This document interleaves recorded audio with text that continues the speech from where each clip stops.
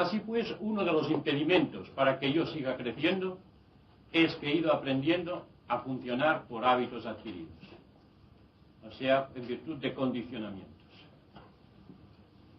¿Se ve esto claro? Si no me seguís, preguntad, por favor, que a lo mejor yo estoy tan feliz creyendo que vamos todos juntos y estoy yo solo por ahí.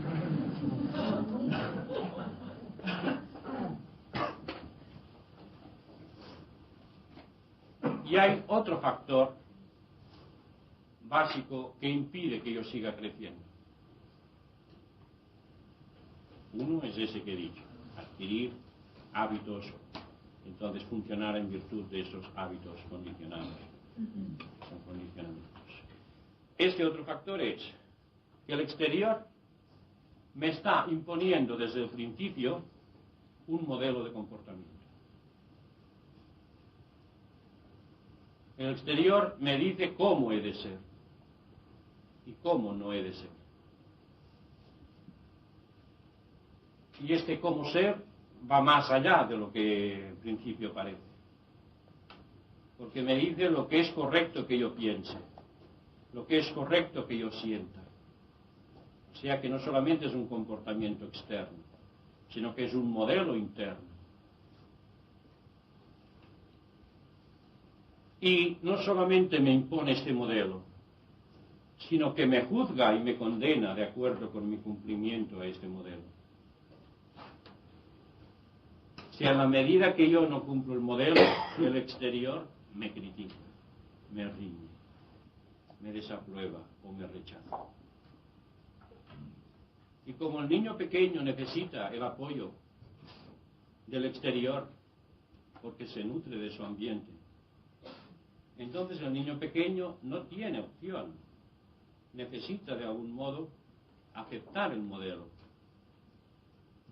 Entonces, en la medida que yo acepto el modelo para recibir aceptación y valoración, yo me impido ser espontáneo. Lo exterior pasa a ser la norma, pasa a ser mi Dios. No la sinceridad, no la espontaneidad, no la libertad interior, no lo profundo, sino lo externo. Y claro, en la medida que para mí pasa a ser más importante ser de acuerdo con un modelo, que no ser profundamente más y más yo mismo, en esa misma medida yo me he de prohibir crecer.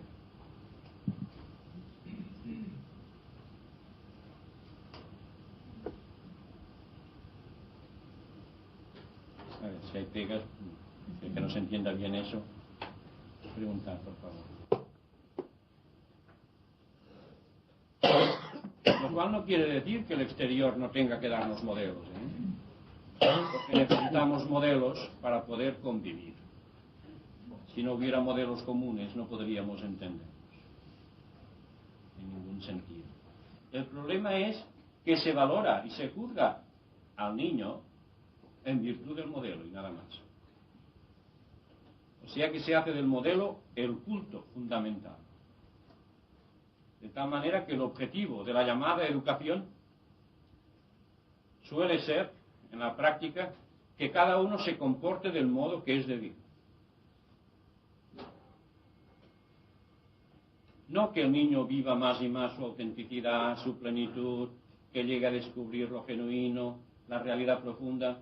No, lo más importante, lo fundamental, es que se comporte del modo adecuado. Y esto no solamente es la educación en las escuelas, sino en la familia. En la familia se quiere mucho a los hijos, en general. Pero en la familia lo que interesa, sobre todo en la práctica, cuando la madre está atareada por muchas preocupaciones y actividades y el padre con los problemas que pueda tener, lo que interesa al llegar a casa es para encontrar un hogar armónico, feliz. Y no que allí haya un alboroto de miedo o que empiecen a surgir discordancias y peleas.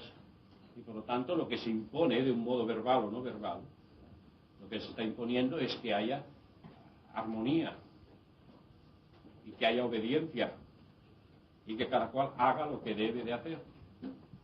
O sea, se está teniendo una prioridad real un modo de comportarse. Y esto, claro está, ahoga la posibilidad de un crecimiento real profundo.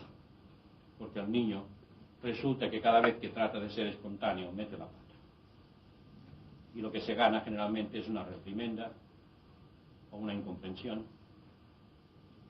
Y por eso al niño no se le propicia, no se le ayuda a que crezca, a que sea más el mismo en todos los aspectos, sino a que sea más buen chico, más estudiante, más mejor tal cosa.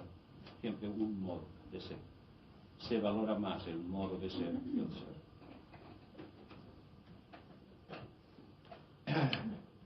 Entonces estos dos factores, el modelo impuesto y por lo tanto el culto al modelo y los hábitos adquiridos o conducta condicionada, son los dos factores principales que están impidiendo que uno siga creciendo en inteligencia, en energía, en afectividad.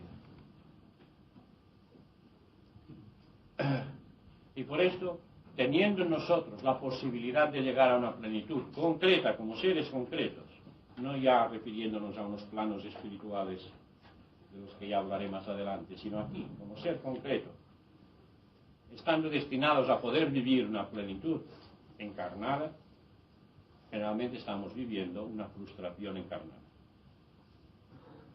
Y es básicamente por esos factores.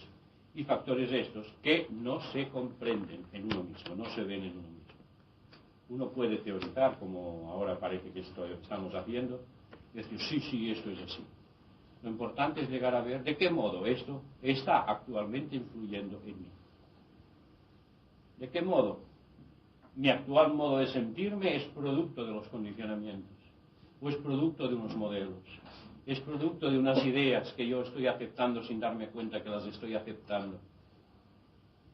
Como yo ignoro, porque no lo miro, lo que está pasando en mí, solamente me doy cuenta que estoy viviendo insatisfecho. Y entonces trato de conseguir satisfacción con los medios que yo he ido viendo en mi experiencia.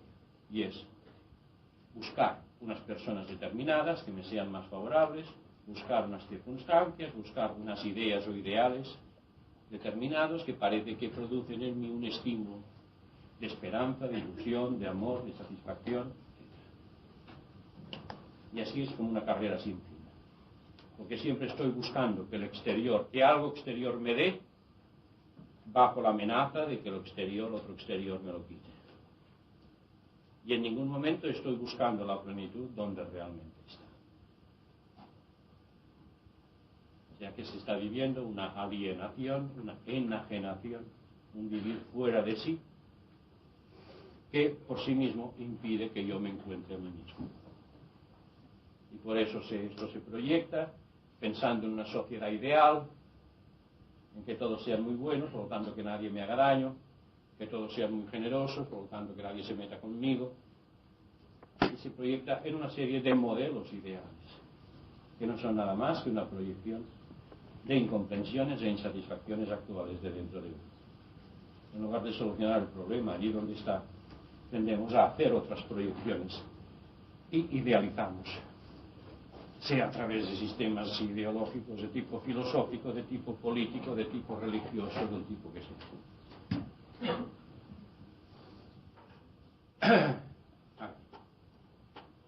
¿Alguna pregunta hasta esto de ahora?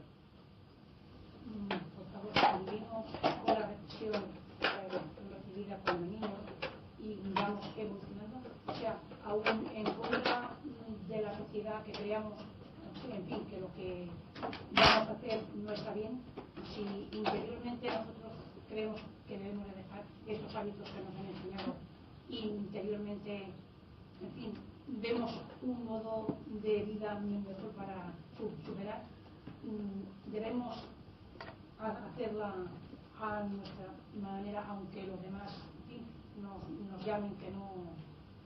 Sí, yo no sé lo que se debe de hacer. Es decir, yo no soy quien para decir lo que se debe de hacer o no hacer. O sea, mi función no es dar otro modelo de comportamiento. Es simplemente lo que yo le quiero decir. Sí, por ejemplo, con la educación que nos dieron los padres, los maestros, llegamos a una edad que nosotros interiormente creemos que debemos coger otro camino, seguirlo, o sea, en contra de la opinión de los demás, ¿no? Aunque los demás, la sociedad nos tachen de que esto no está bien, de que aquello está, y nosotros creemos que lo que obramos interiormente está bien, debemos hacerlo. Sí, y yo no sé lo que debes de hacer. Yo no te diré lo que debes de hacer. Lo que debes de hacer es una resolución que has de adoptar tú. Yo lo que pretendo no es decir lo que debemos de hacer o no. Lo que pretendo es mostrar lo que está ocurriendo, para que teniendo una mayor información uno pueda descubrir y entonces actuar en consecuencia. Pero en todo caso, lo que uno decida es asunto suyo y responsabilidad suya. Porque si no, si estoy diciendo, sí, haz esto, no, lo otro no, ya estamos cambiando de padres. Un modelo, pasamos a otro modelo. Y con eso no hemos arreglado nada. Realizarse es llegar a ver por sí mismo, asumir la propia existencia. Y uno no puede asumir de un modo efectivo si no conoce aquello, si no lo ve claro, si no lo está comprendiendo. Entonces, lo que se trata es de adquirir información para que uno descubra dentro de sí mismo si esto que se dice como información exterior es cierto. Y entonces esta visión, esta toma de contacto inmediato con los factores que están dentro, permite hacer cosas, cambiar cosas. Pero en todo caso siempre es uno el que ha de decidir lo que hace y lo que no hace. Porque si no, esto no sería un curso de realización, sino de domesticación.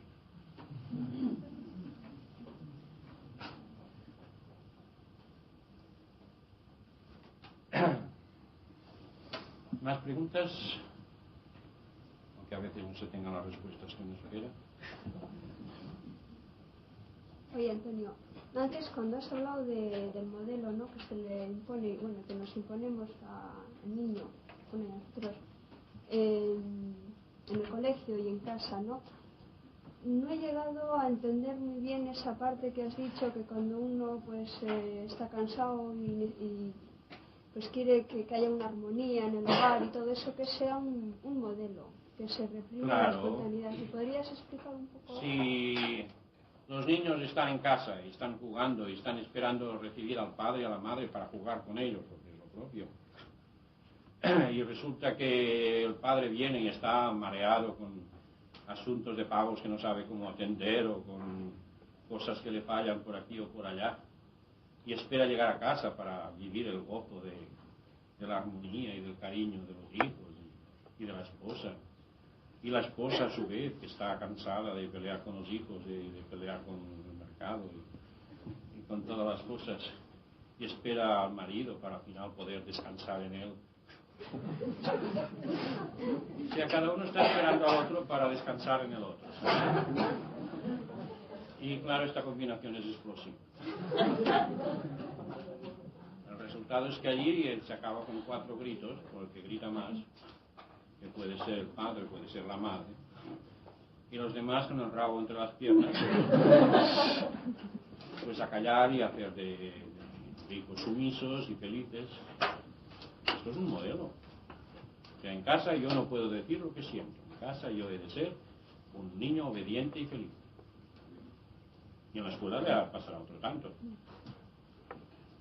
En la escuela tendrá que ser un niño obediente y estudioso. Estoy exagerando y hay momentos de expansión, ¿verdad? Pero en la medida en que hay esto es lo que tiende pues a irse sumando. O sea, se me valora en la medida que yo soy del modo que creen o esperan que yo sea. No se me valora a mí por mí mismo. Se me valora por mi comportamiento particular. Por lo tanto, este comportamiento como modelo es el que vale para los demás. Claro, llega un momento que yo llego a hacer un culto de este modelo. Yo soy bueno en la medida que soy así. Soy valioso en la medida que soy así. Se me quiere y se me acepta en la medida que soy así.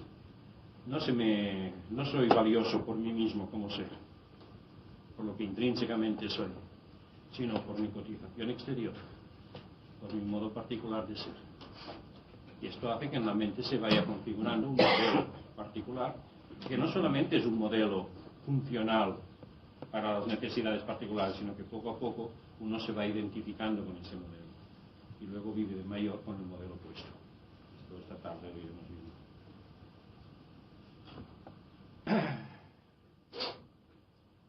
Bien, por lo tanto, si estamos viviendo con modelos aceptados, modelos que aceptamos pero que a la vez rechazamos, las dos cosas a la vez, los aceptamos de cara al comportamiento con el exterior, los rechazamos de cara a ser auténticamente nosotros mismos y sentirnos en autenticidad. Por tanto, son siempre modelos que crean una dualidad, una ambivalencia. Y por otro lado, me he acostumbrado a responder a las situaciones de un modo mecánico, porque no he aprendido, no he podido seguir aprendiendo el responder con autenticidad.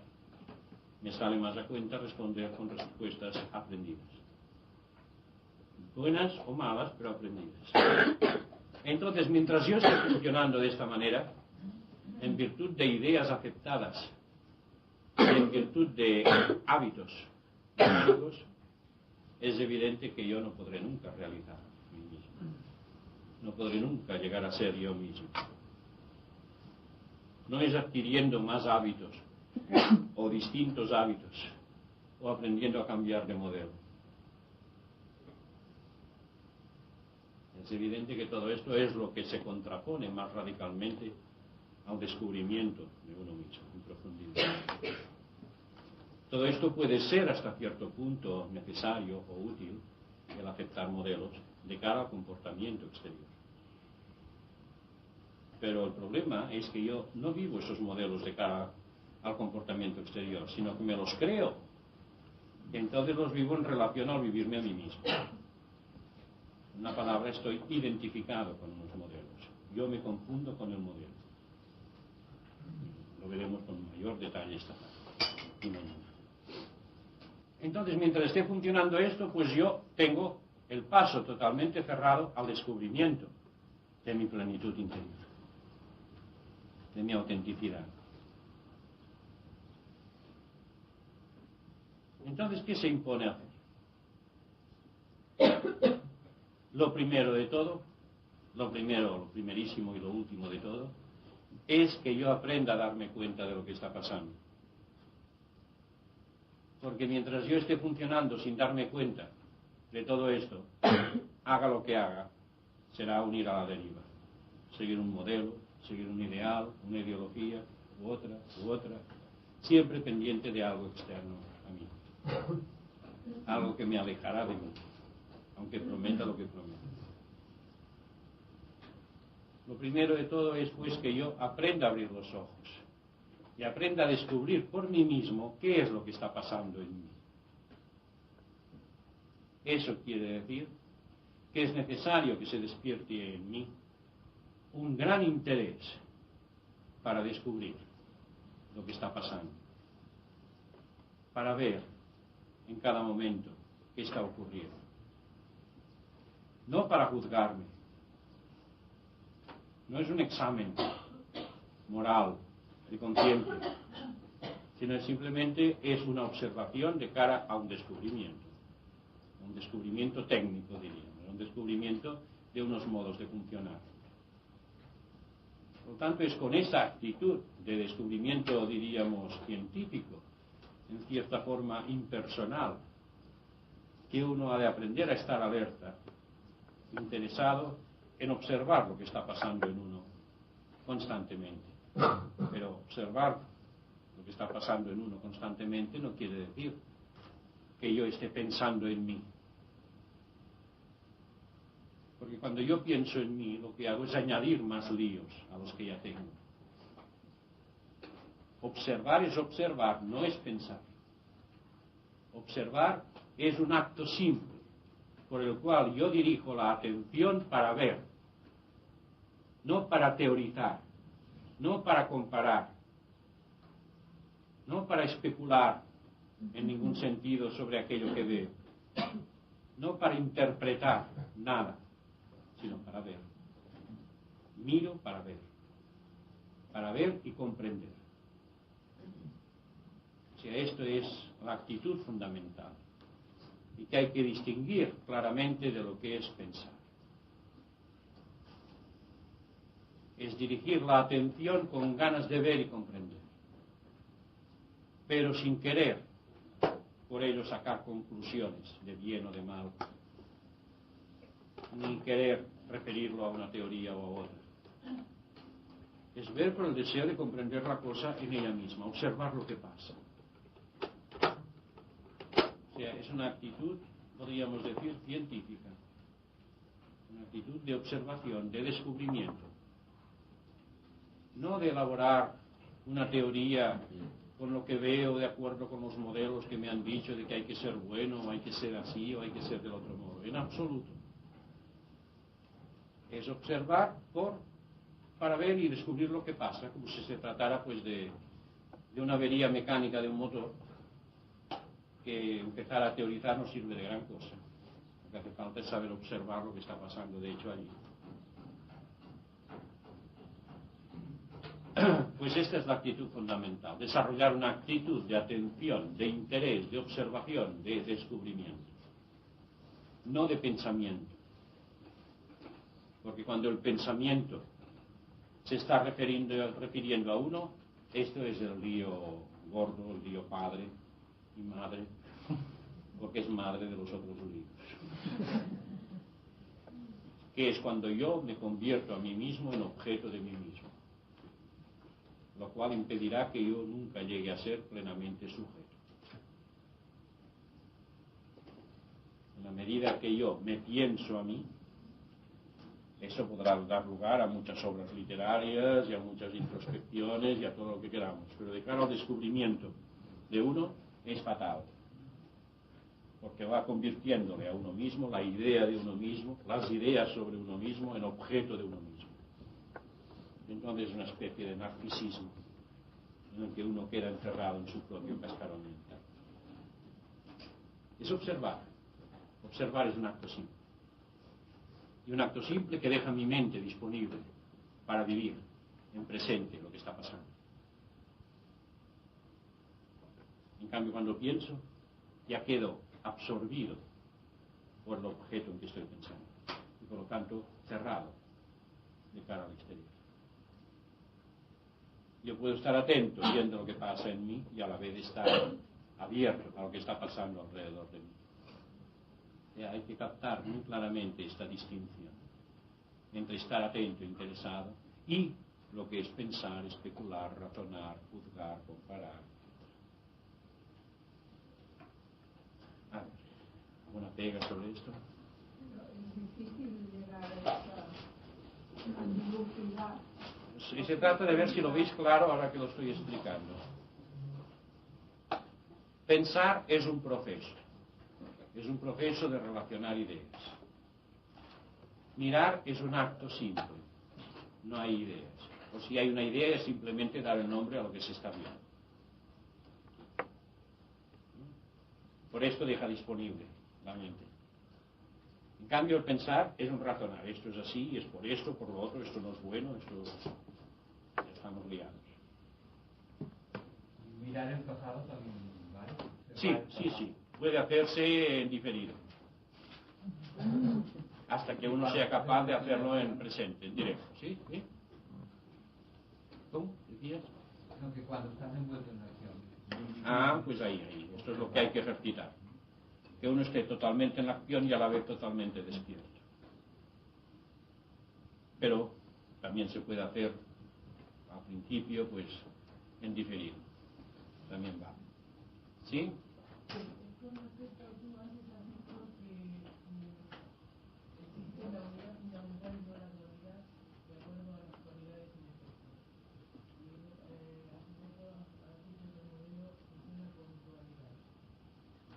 El modelo funciona con ambivalencia, sí, con dualidad, sí.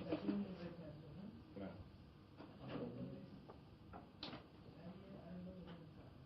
Sí, es que una cosa es la visión de lo que es correcto, otra cosa es cómo funcionamos. Estamos funcionando con dualidad. Existe como modo de funcionar, pero existe en virtud de una visión errónea y de un vivirse a sí mismo parcialmente. En cada momento, el exterior que nos impacta y nuestra respuesta debiera constituir una unidad. Pero ya lo veremos, yo detengo el exterior y lo cristalizo en un modelo. Y entonces este modelo es una constante, ya no hay allí movimiento. Ya se convierte en un elemento de la dualidad. Y entonces estoy yo en relación con el modelo. O está lo exterior en relación con el modelo. En el momento que cristalizo algo, estoy creando la dualidad. ¿Sí? Observar, mirar simplemente, es decir, potencial de inteligencia. Se actualiza directamente la inteligencia. Es el modo más eficaz de actualizar la inteligencia. El mirar con ganas de comprender, con interés.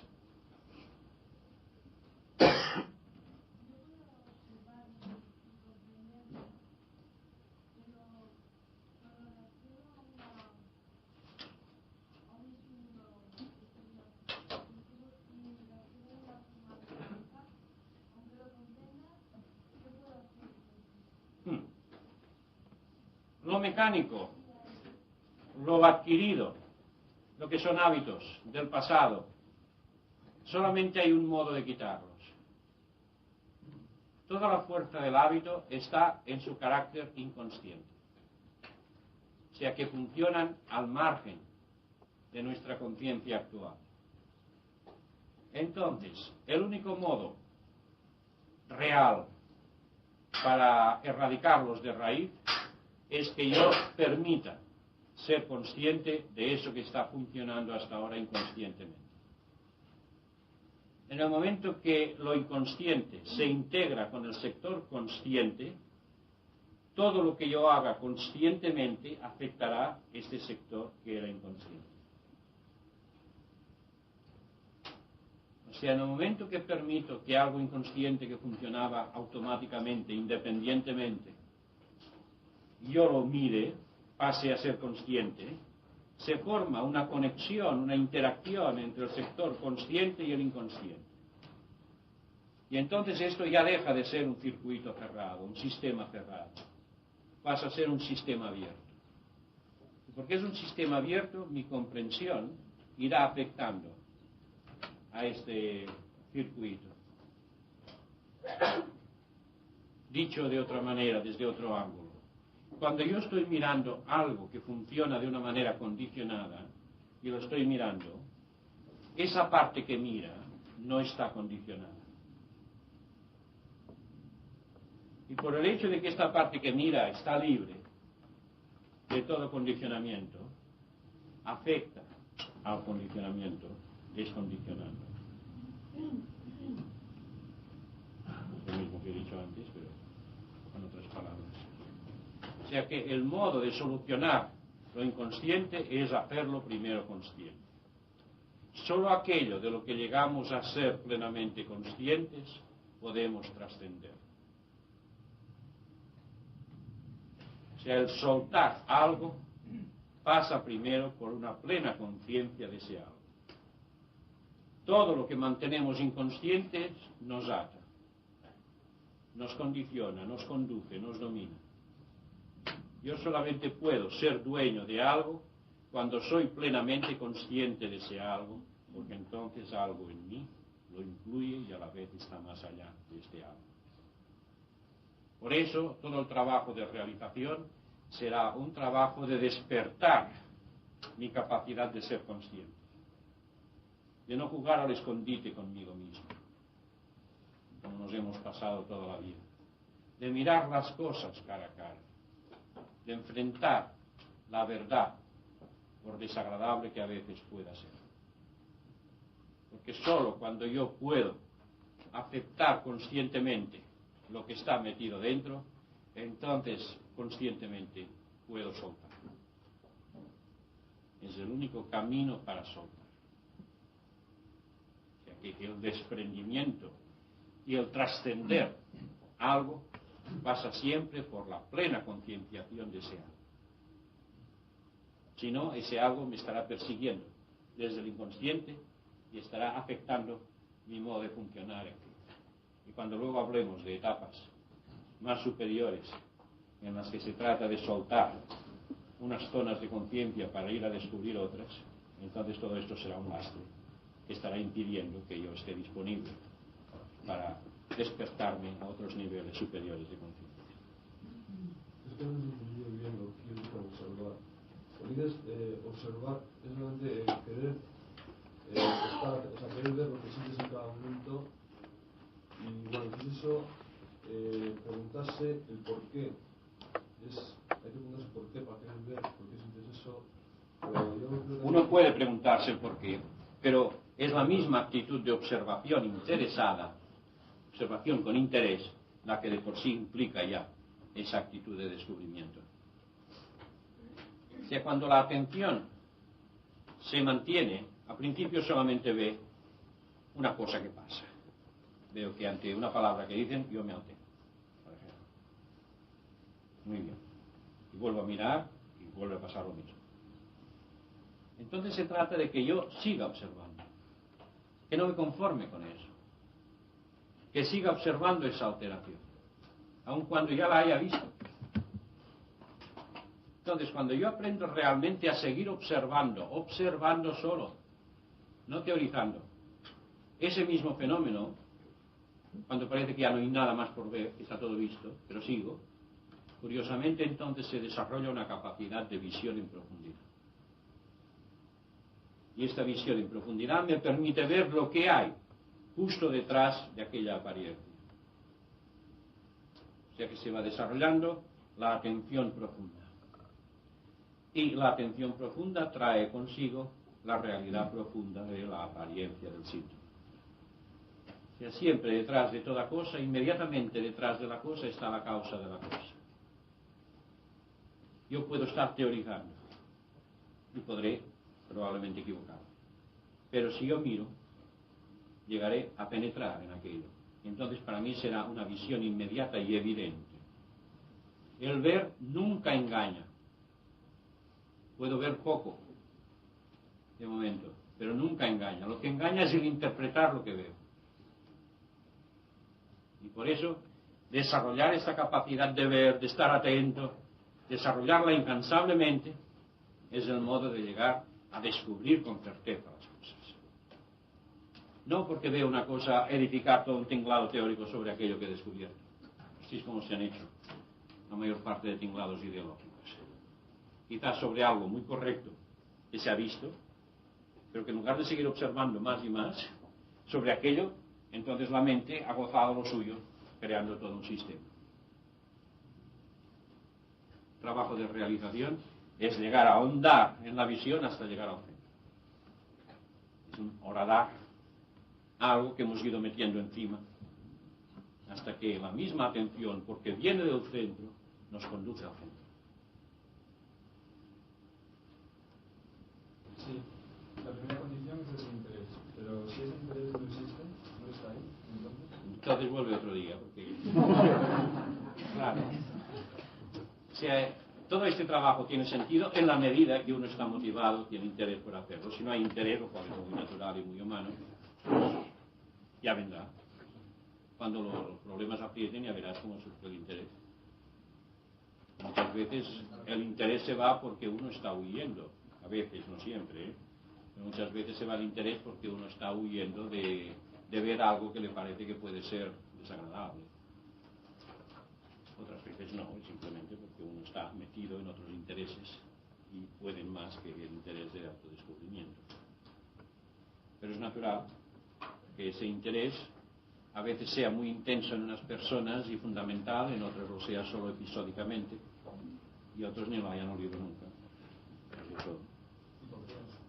No lo sé.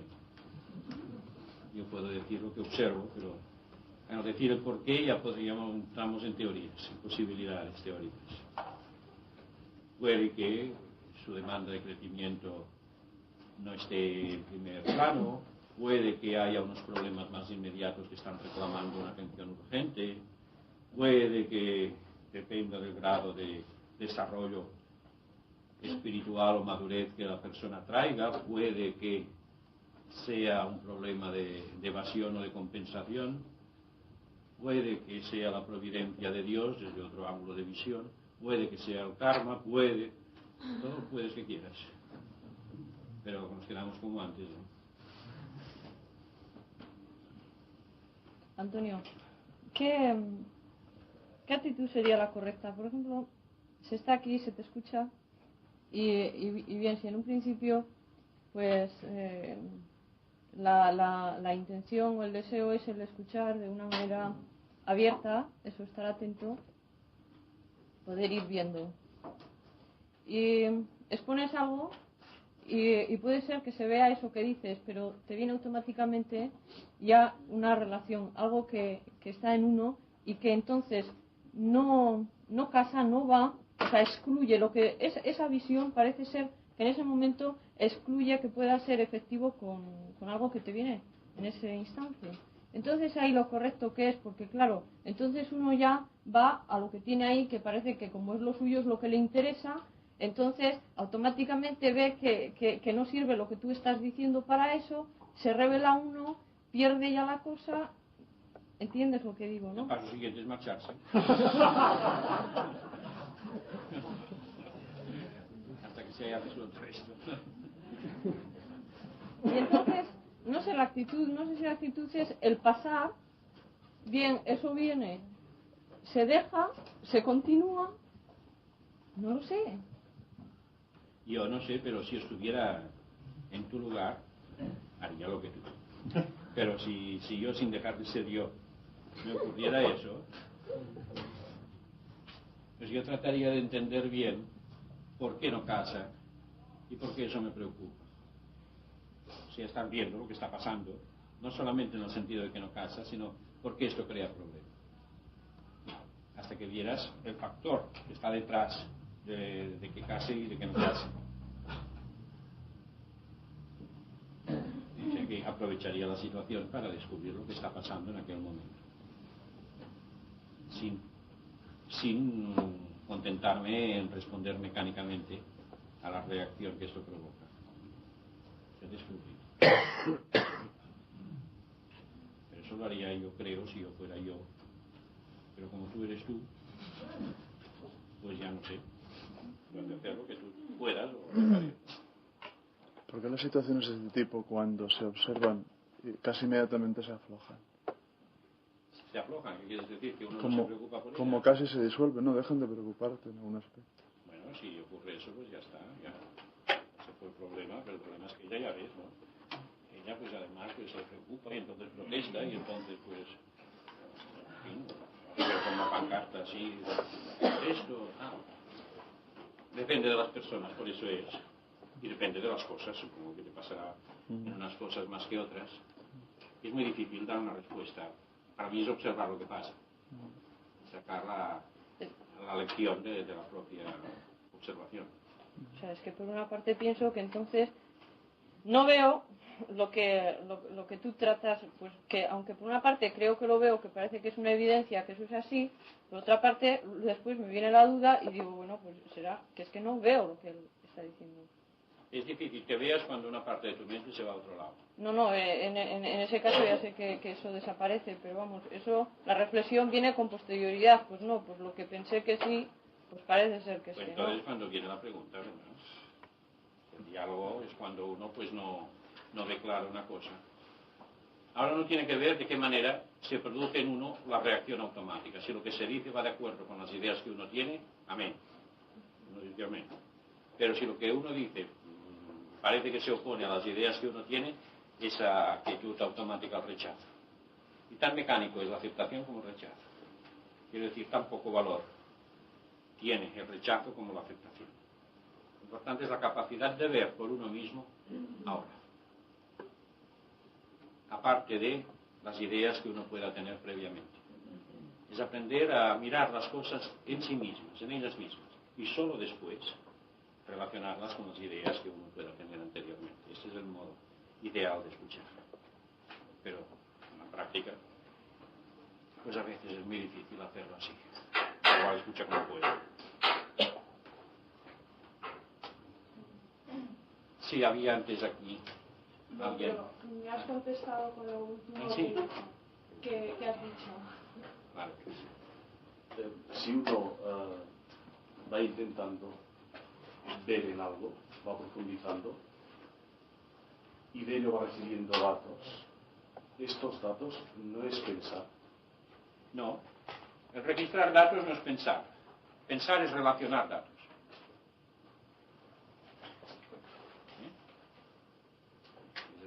El acto de procesar datos. El lenguaje ese más moderno. ¿Sí lo ves? ¿Entiendes la diferencia? Cuando tú en tu sumadora vas apretando botones,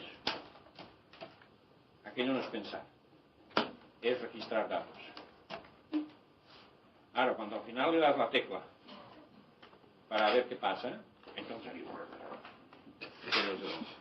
el procesamiento de datos. No lo hago muy bien, pero... ¿Vale? Sí, resulta que el problema básico procede del hecho de que tú eres una cosa intrínsecamente, auténticamente, y desde muy pequeño tu comportamiento es discordante para la sociedad en que vives o para el núcleo donde estás, y ahí se produce, pues, digamos, la dualidad, en el sentido de que tú eres una cosa y lo de fuera te dicen que es otra cosa distinta. Entonces, da la impresión, tal como yo entiendo lo que tú dices, es como que realmente el comportamiento no tiene nada que ver con lo que uno es auténticamente. Así es.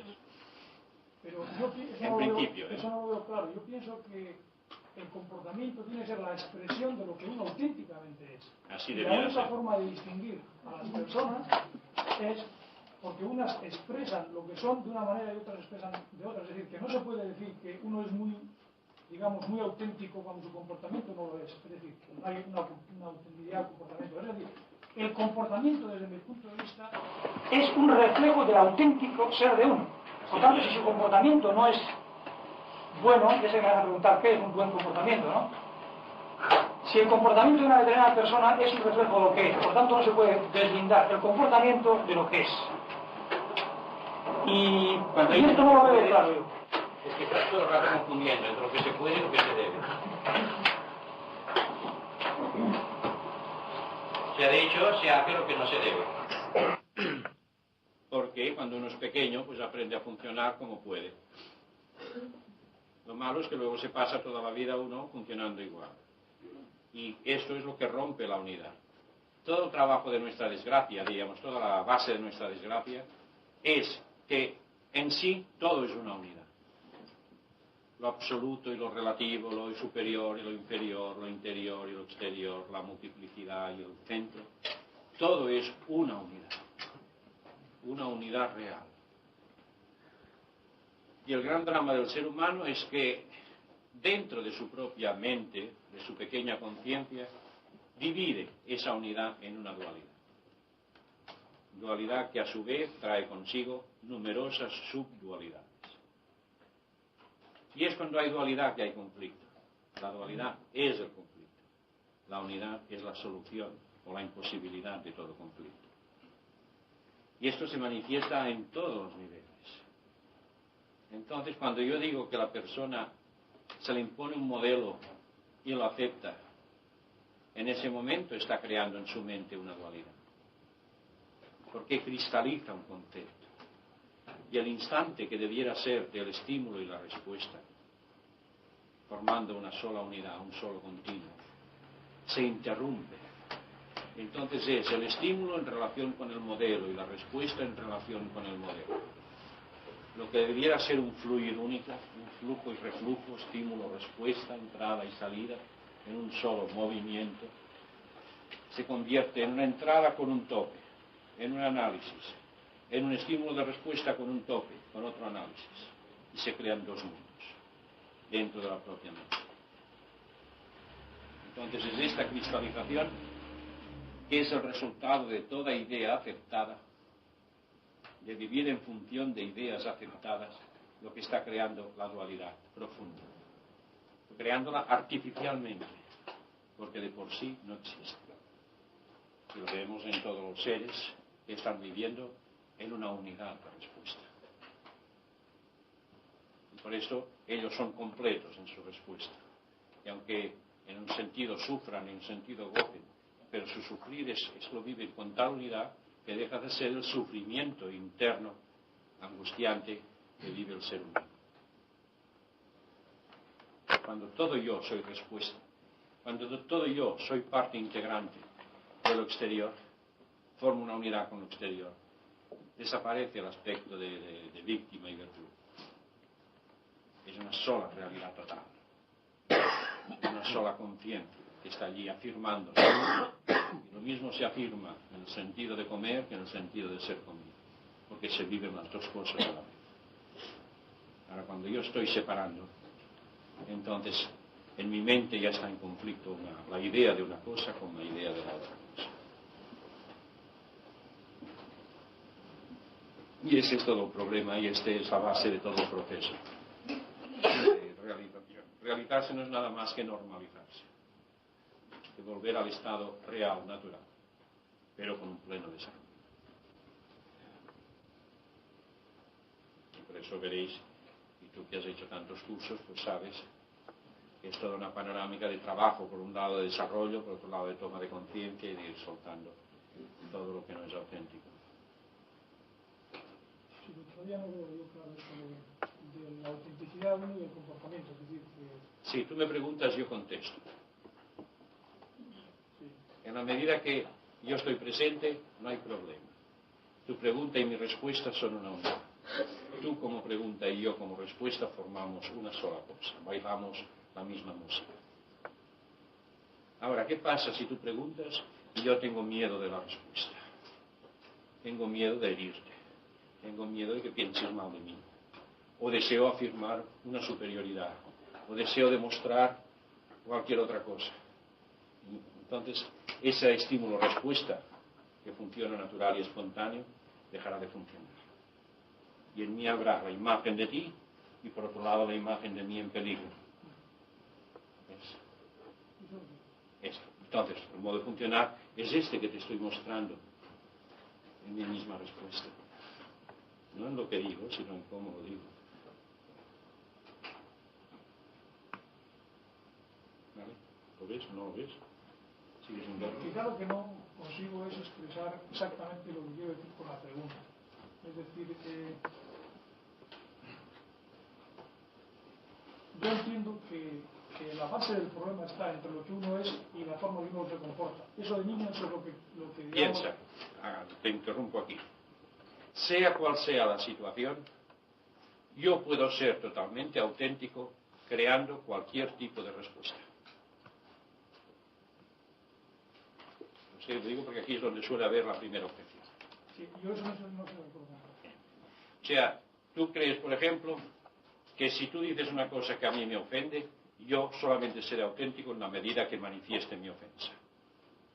Y esto entonces va en contra de un modelo. Si no contesto de un modo explosivo, es que yo no soy auténtico. ¿Es eso lo que estás queriendo decir? No, tampoco no es eso. Entonces. Ponme un ejemplito, pues.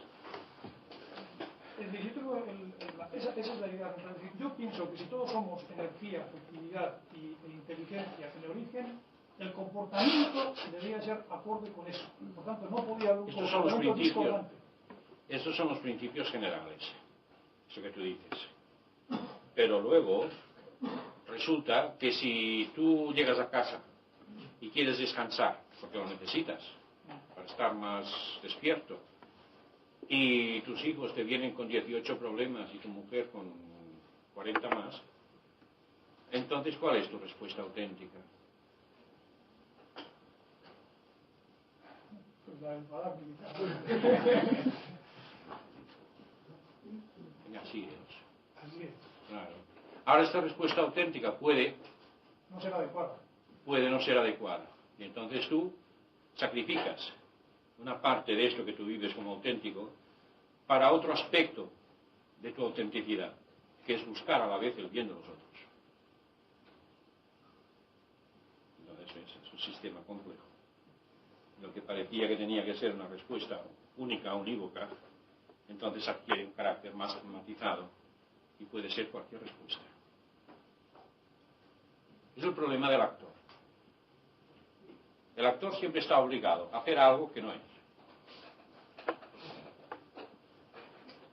Por principio. Ahora, el actor nunca sí puede ser auténtico.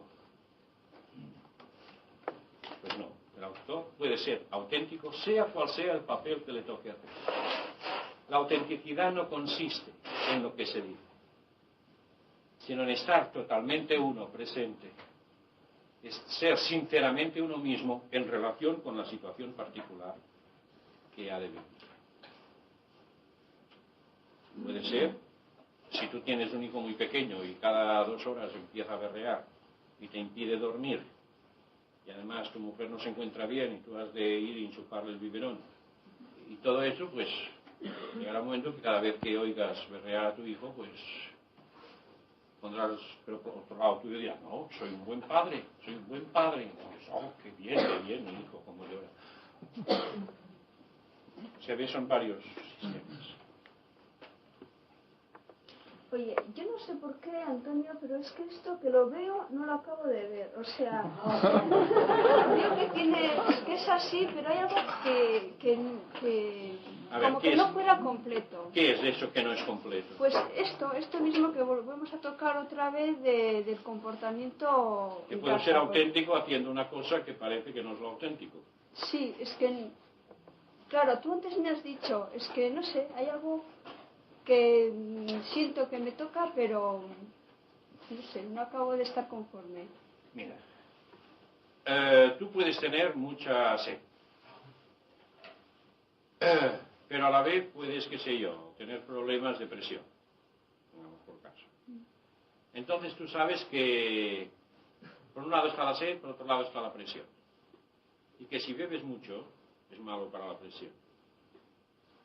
Entonces ahí te encuentras en una situación. ¿Cuál es tu espontaneidad? ¿Cuál es tu acto auténtico? Beber, ¿no? ¿Ah? Si te dejas llevar por lo vegetativo, será beber. Si te dejas llevar por tu comprensión de la cosa, será beber un poquito.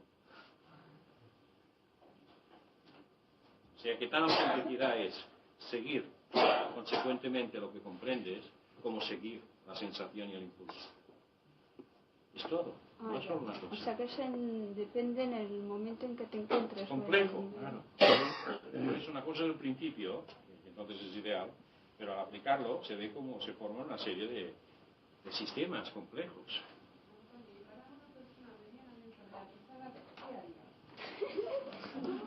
Para una persona medianamente organizada, ¿qué más? ¿Qué hacer con eso de la sed? Pues yo creo que bebería un poquito. ¿Sí? Pero yo creo, no sé. ¿Tú qué crees?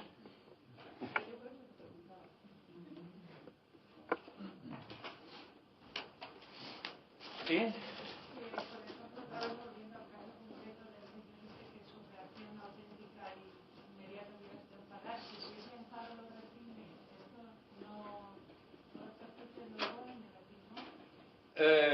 Sí, de algún modo sí, pero todo lo que se reprime conscientemente,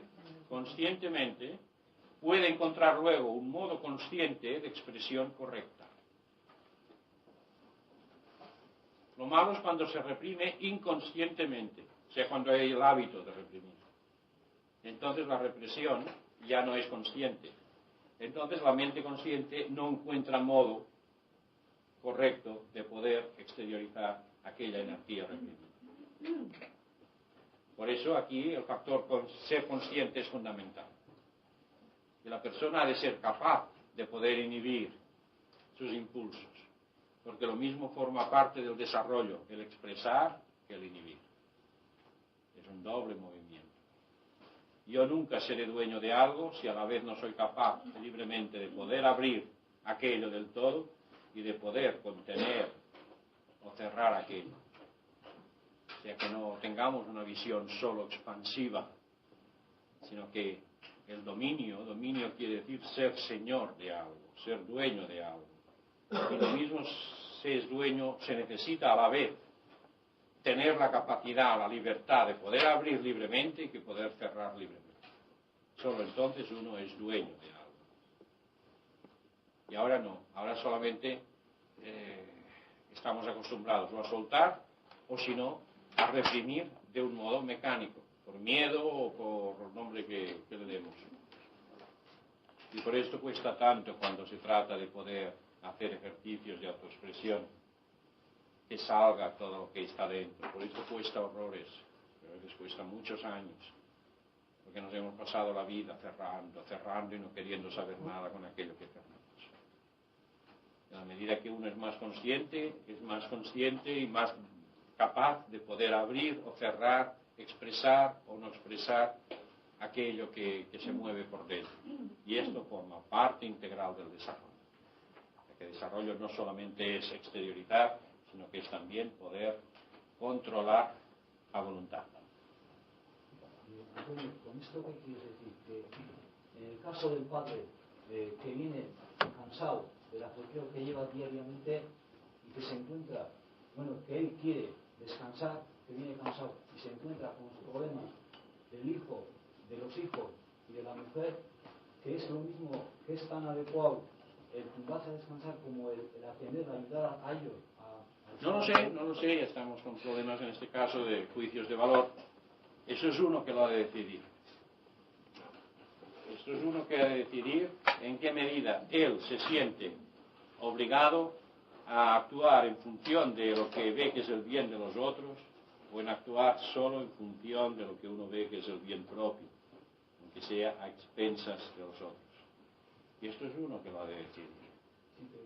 Pero por lo menos tenerlo en cuenta. Quiero decir que puede ser tan adecuada una cosa como la otra, ¿no? Dependerá de su conciencia, de la índole del problema.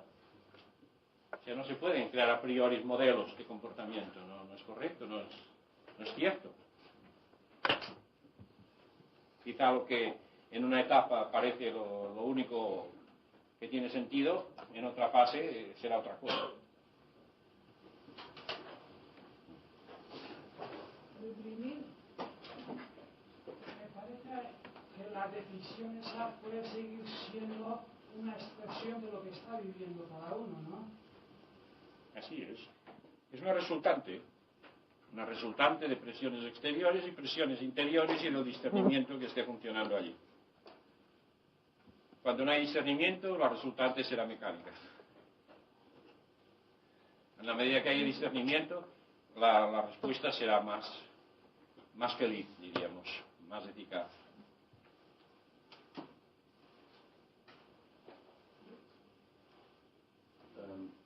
Si uno consigue vivir la unidad, ¿quiere decir esto que va a tener seguridad?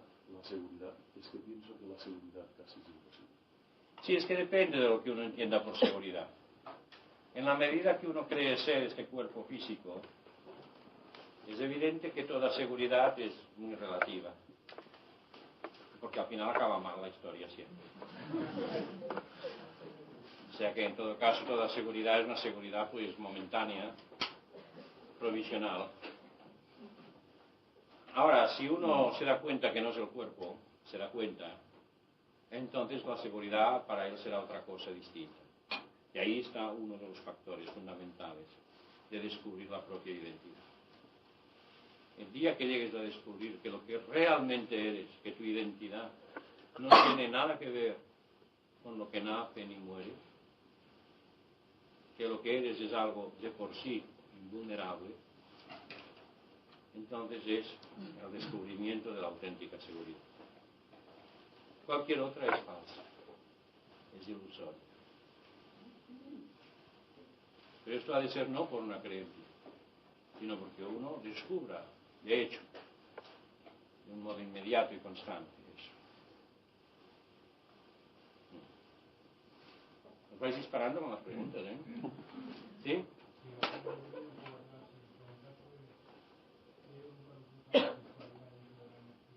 La sexualidad. Pues la sexualidad pues, es un factor biológico muy importante de energía, uno de los más importantes, junto con el sentido de pervivencia, parecen ser los fundamentales y gracias a esto la humanidad pues sobrevive. Entonces también con la sexualidad hay todos los problemas mismos que hay con la energía combativa, ¿verdad? Que se puede utilizar muy bien y se puede utilizar muy mal, que puede ser base de un aspecto gozoso, maravilloso de la vida, o puede ser base de grandes conflictos y angustias en la vida. Lo mismo que la combatividad. Lo mismo. Y muchas veces además se mezclan. Y entonces da lugar a una serie de aberraciones y complicaciones.